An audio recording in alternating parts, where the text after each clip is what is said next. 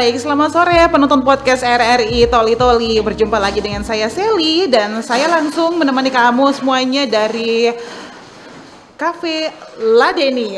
Kalau kita lihat nih di atas ini ada Ladeni Coffee. Nah, tentu bertanya-tanya ya, Ladeni Coffee ini apa sih? Kenapa bisa dinamakan Ladeni? Dan juga kita ketahui bersama bahwa masyarakat di Toli-Toli ini kayaknya sekarang lebih banyak menggeluti usaha di bidang kafe. Dan juga mungkin karena peminatnya juga banyak yang suka kopi nih. Ya, saya termasuk salah satu pencinta kopi juga sih. Tapi untuk lebih lanjutnya saya sudah berada di Ladeni Cafe, tentunya dengan owner dan juga ada Pak Kabid dari Dinas Koperasi dan UMKM. Saya ingin menyapa dulu nih. Halo, ada Zaki. Zaki selaku owner ya? Iya. Oke, Zaki selaku owner dan juga ada Pak Haris. Sehat kan Pak? Alhamdulillah. Alhamdulillah. Baik Zaki, saya langsung tanyakan lagi. Kenapa sih namanya dinamakan Ladeni? Mungkin ada sejarahnya atau mungkin ada cerita unik di balik itu? Ini sebenarnya berawal dari waktu masih kuliah sih kak. Masih kuliah itu kan kuliahnya kemarin di Jawa. Nah, Ladeni itu melayani. Biasanya kan kalau anak muda kan Oh cangkruan iya gitu iya ya, iya cangkruan. iya. Ayo kita ngopi. Nah, ayo tak Ladeni ngopi gitu biasanya. Nah, itu sih kak. Oke, mungkin mic-nya bisa lebih didekatkan lagi iya, Zaki. Iya, oh berarti tadi sekedar ceritanya karena memang ingin melayani ya. Iya. Dalam arti kata meladeni begitu ya? Ya, melayani kopi. Jadi melayani kopi gitu kak. Kenapa sih harus buka kopi di kafe kopi ini? Kenapa bukan di bidang yang lain nih, Zaki? Berangkat dari kebiasaan juga sih kak. Biasanya dulu kan hobinya ngopi. Hobi nongki juga? Hobi nongki juga. Jadi terus sama teman-teman kemarin cangkruan Ladeni. Wah kayaknya enak nih buka-buka kopi juga. Toli-toli. Nah, kebetulan pada tahun 2019 kemarin saya lihat masih peluangnya masih agak lumayan besar sih untuk toli-toli. Oke, Nah, akhirnya? jadi akhirnya dipilih untuk usaha kopi kak. Kopi ya. Oke, kalau boleh tahu ini kopi yang dibuat ini apakah kopi yang memang sudah khas Toli-Toli atau mungkin ada ambil dari luar daerah Toli-Toli nih? Untuk Zaki? sekarang kita masih ambil dari luar kak, tapi di blend dari beberapa daerah, terus nanti kita roasting sendiri. Oke. Iya. Baik. Ya Pak Haris, ini gimana nih Pak Haris? Anak muda sekarang ini sudah membuka peluangnya di bidang UMKM terutama di kafe. Kalau dari Pak Haris sendiri selaku dari UMKM nih, dari Kabid UMKM Koperasi ini melihatnya seperti apa sih Pak dengan kondisi Kabupaten Toli-Toli saat ini dan juga anak muda yang terjun langsung nih Pak? Gimana nih Pak? Ya, saya kira apa yang disampaikan tadi itu salah satu sebenarnya usaha yang dilaksanakan.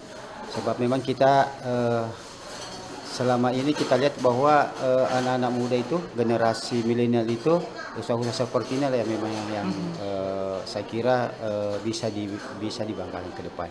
Artinya bahwa usaha kopi ini memang di Toli-Toli kalau kita lihat masih tunjari, masih di tengah jari. Tapi saya kira apa yang dikembangkan lagi nanti ke depannya ini mudah-mudahan bisa eksis terus.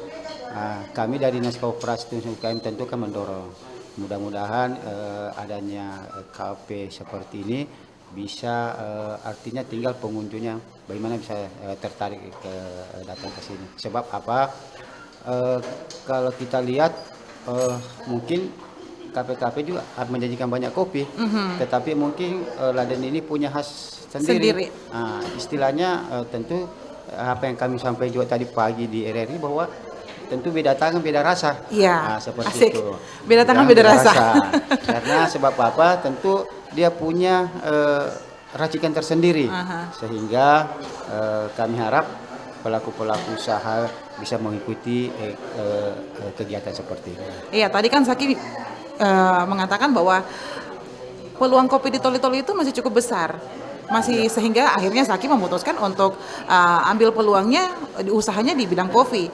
Nah, kalau untuk dari Pak Haris sendiri melihatnya sebenarnya seberapa besar nih Pak peluang untuk UMKM di bidang kopi itu sendiri, khususnya di kafe nih? Ya, saya kira seperti itu tadi Bu, bahwa memang kalau kita kopi ini kan peminatnya bukan cuma anak muda, orang tua bisa anak muda yang memang suka kopi. Cuma saya selalu sampaikan bahwa untuk bagaimana supaya ini berkembang, khususnya untuk kopi, sebenarnya di Jawa itu kan banyak, banyak peluang-peluang di sana. Misalnya di daerah Bandung seperti itu, mereka bisa bagaimana meramu kopi sedemikian bagusnya, kemudian mereka bukan cuma satu rasa. Sekarang kalau kita lihat cuma mungkin kopi dulu itu hanya satu rasa, kopi top.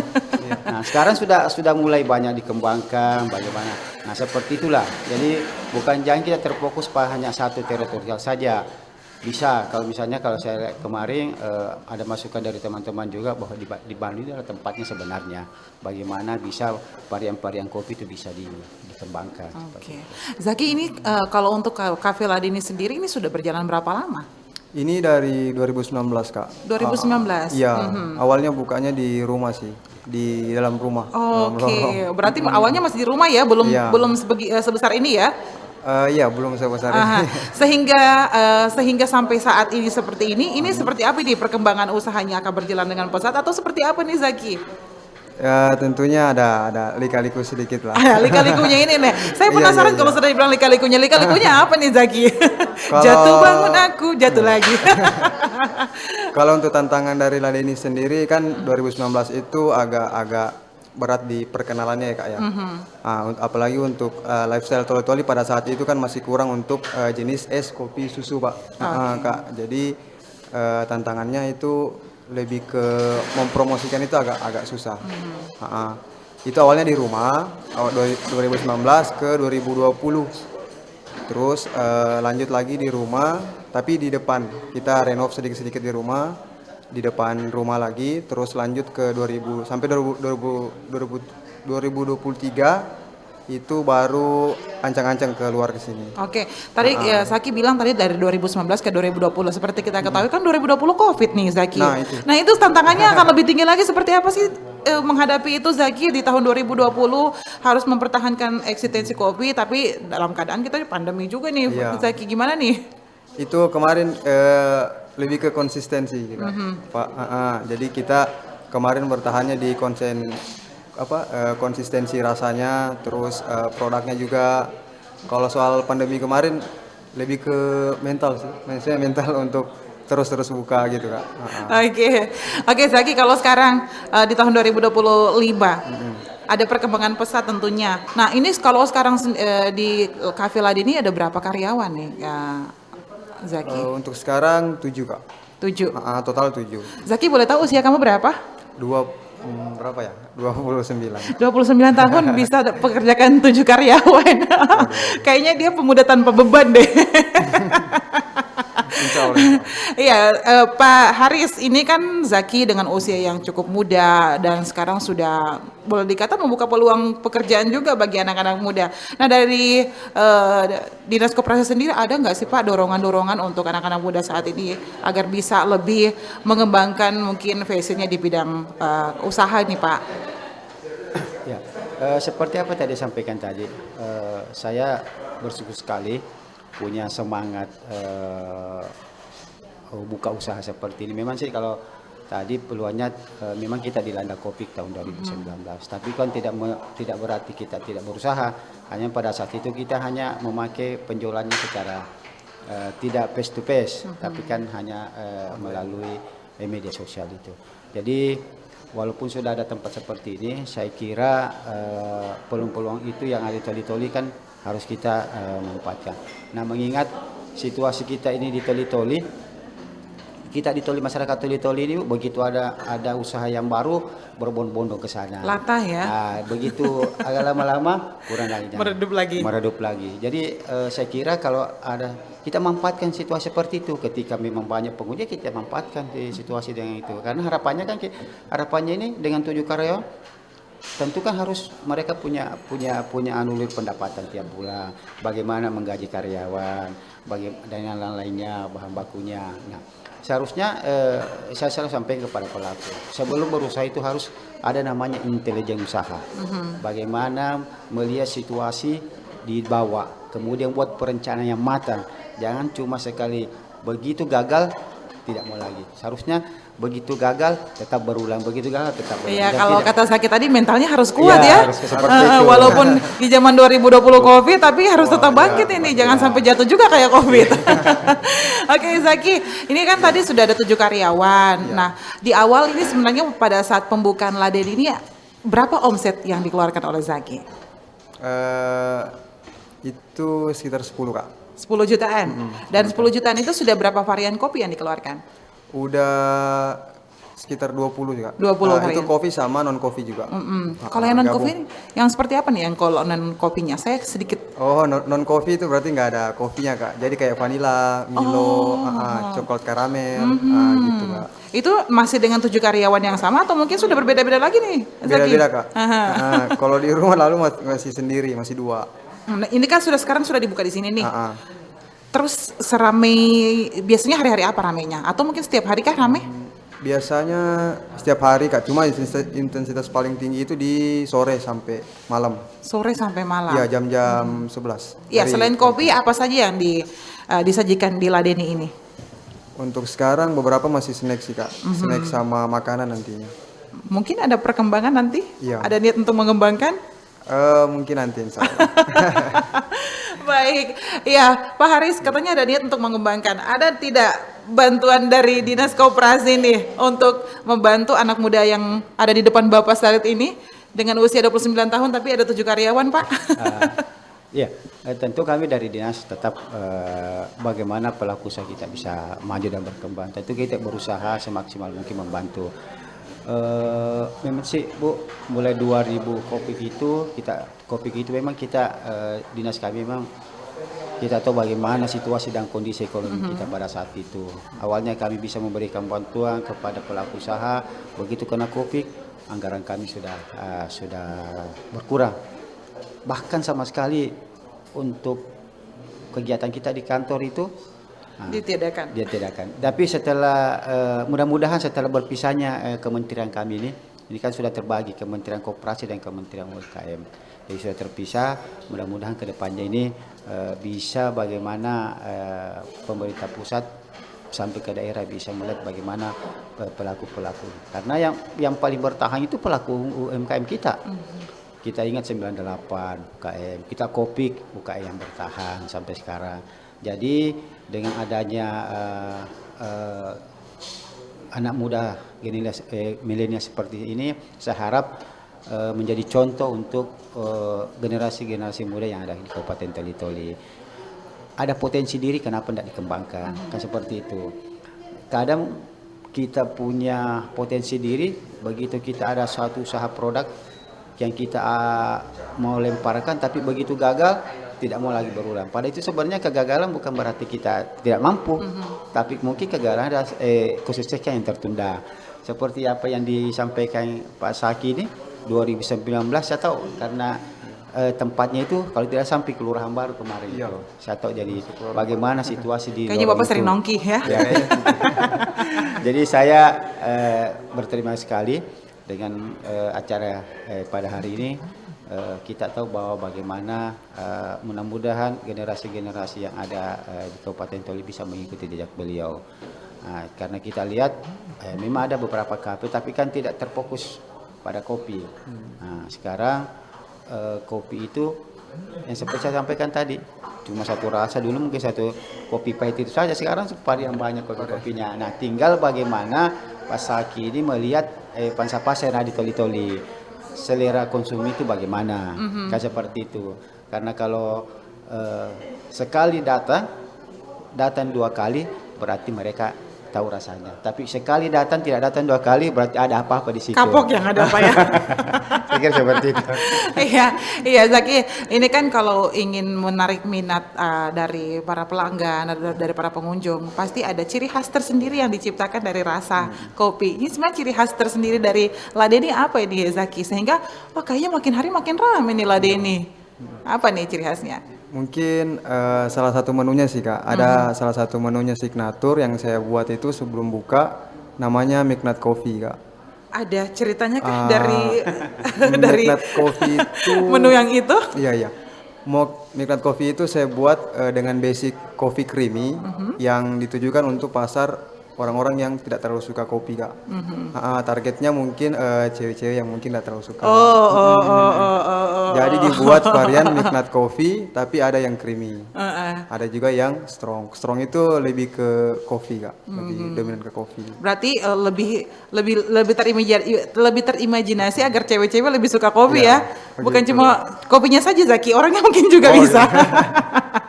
Iya, nanti coba kita akan rasa seperti apa itu coffee signature yang tadi dibuat Zaki ya. Iya, Kak. Ini eksperimen sendiri. Ini eksperimen sendiri Kak. Itu mulai kapan ada menunya? Sebelum buka, jadi saya eksperimennya kalau nggak salah 2 bulanan sih Kak. Dari pemilihan jenis beans, pemilihan bahan susu dan lain-lain.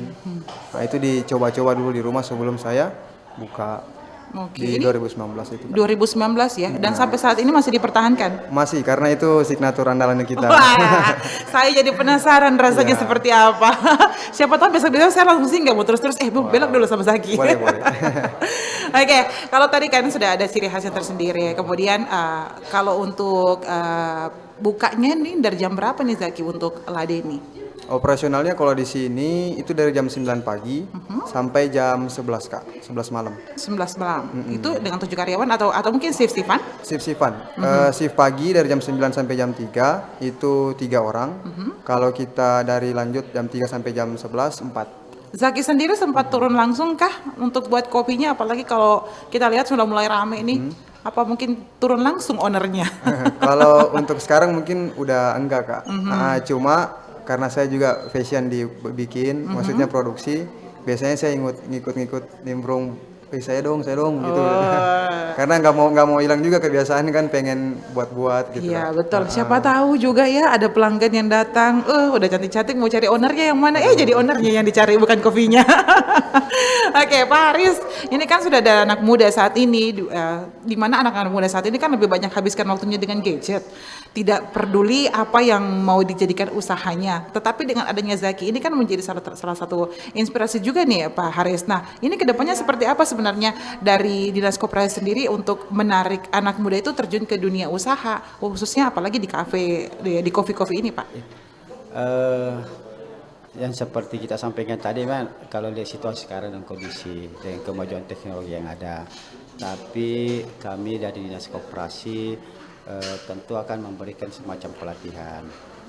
Bukan cuma pelatihan, ada bantuan peralatan yang diberikan kepada pelaku usaha kita.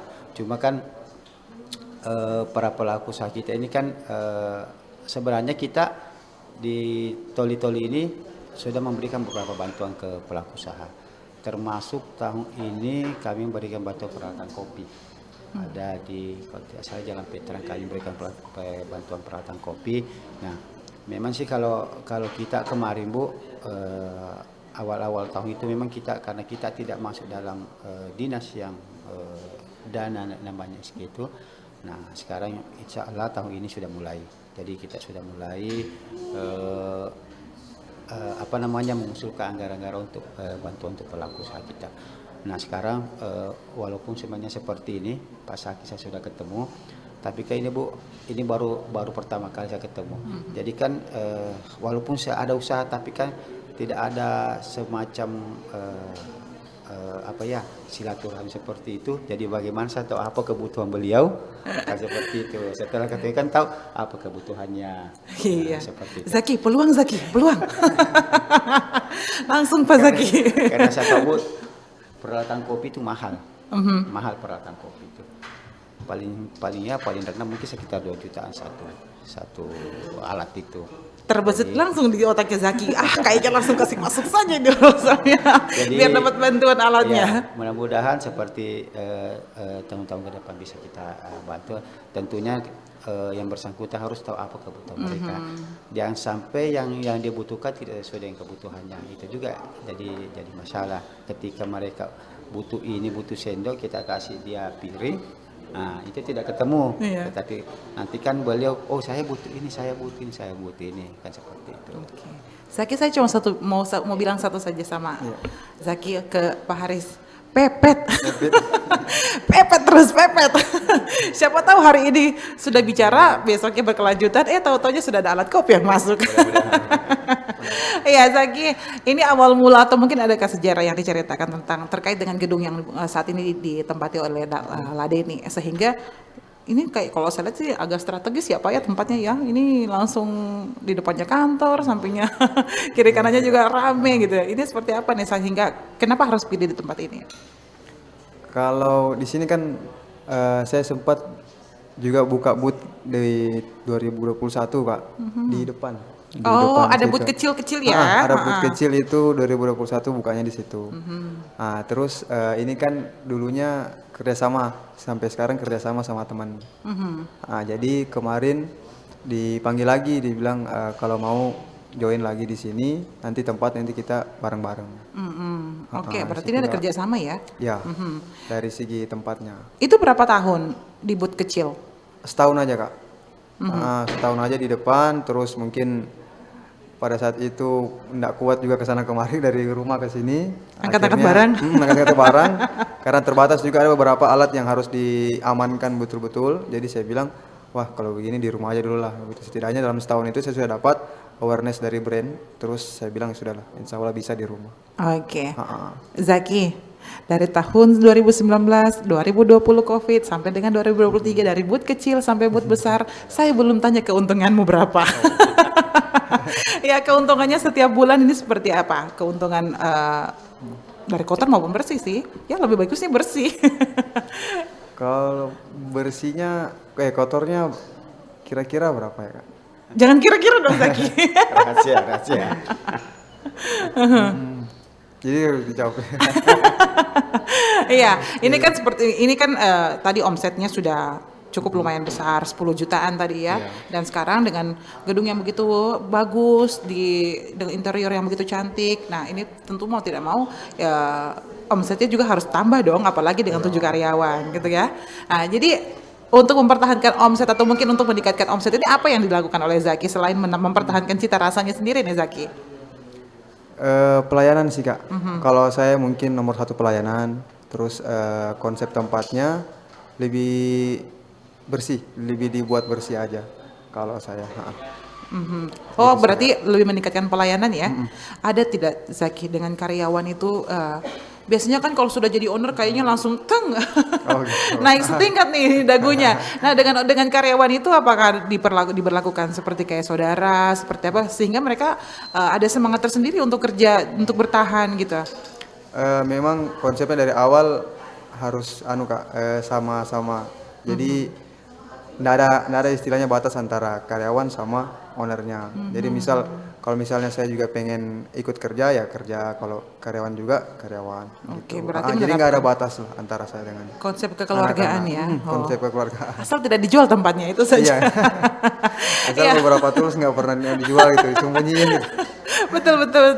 Ya Pak Haris, kalau untuk dari dinas sendiri ini ada tidak pelatihannya Pak dilakukan terutama untuk pengusaha-pengusaha kafe apalagi anak-anak muda? Ya, kami begini Bu, biasanya kami ini dari provinsi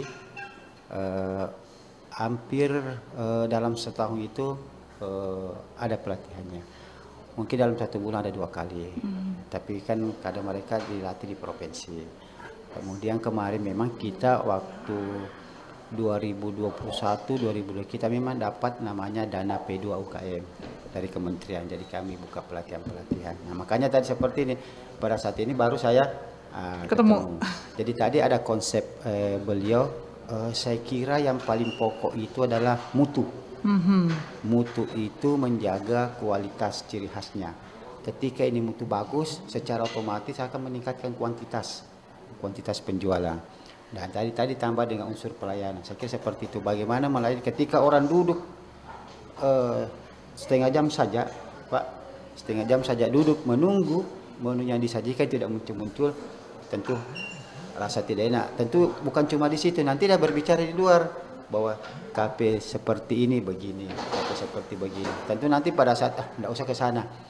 Melayani saja sampai sekian tuh. Saya saja saya pribadi, saya masuk di kafe tertentu sampai 1 jam menunggu. Sama Pak, saya juga begitu Pak. Artinya dia tidak melayani bahwa itu yang dicari kan konsumennya. Iya. Konsumennya. Tentu dari konsumen nanti ketika dia datang memanggil temannya satu, temannya lagi satu, akan meningkatkan penjualan. Betul. Karena yang kita cari ini adalah pendapatan income kita.